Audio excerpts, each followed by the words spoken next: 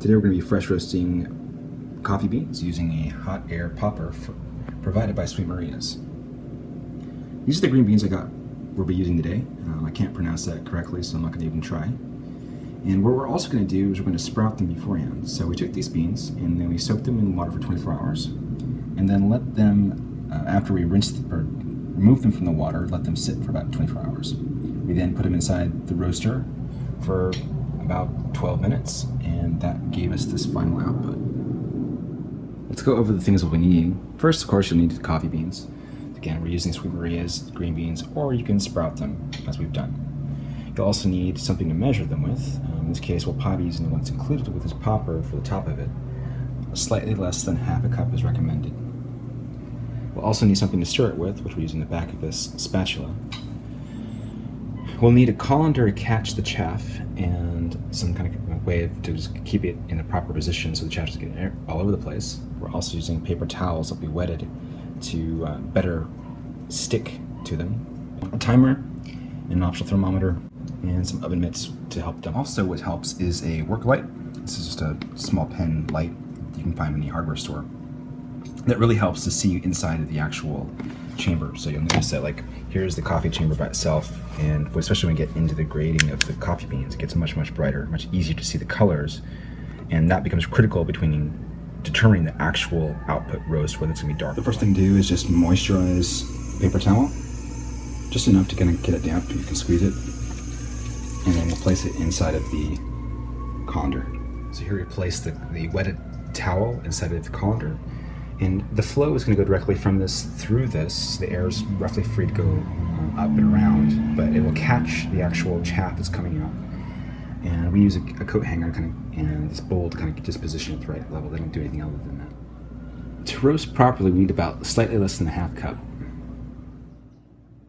From here, we're going to reassemble our popcorn popper, which is pretty simple. We just take this on top of it and put that in there, and just turn it on. It'll take a while before the actual things start spinning around. Here we have a thermometer, which is completely optional, but it does help understand what's going on during this process. Here we have a bean that we know that we like as a reference for the roast that we're trying to target. We'll put it on top, and then we'll use the flashlight to compare the current roast with the desired roast.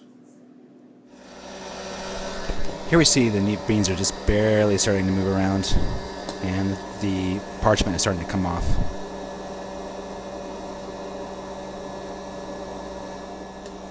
And you start seeing it's getting increasingly moving around, and more parchment's coming out. Notice now that we're spinning pretty fast, and we got chaff and pretty crazy.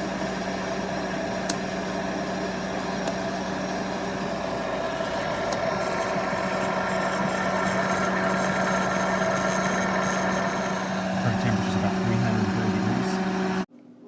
Here we're getting pretty close to done. We'll look at a reference bean. You're getting close to the same color. This is the chaff. This is kind of one of the outer hulls the coffee bean comes with that gets blown off. You particularly don't want to typically drink this stuff or brew it. So now that we've gotten this far, we're going to disassemble it and just cool off our beans. So we're going to take apart our container, get our oven mitts on, put our colander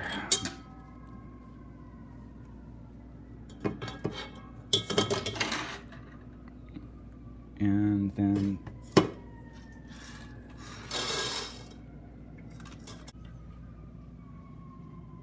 voila, fresh roasted beans. So here we filled up this small mason jar almost to the top, and then put the top on, and then labeled it with one of these small chalk base markers, which makes it easy to identify, because we'll be doing a couple of these in a row to split test which we like best.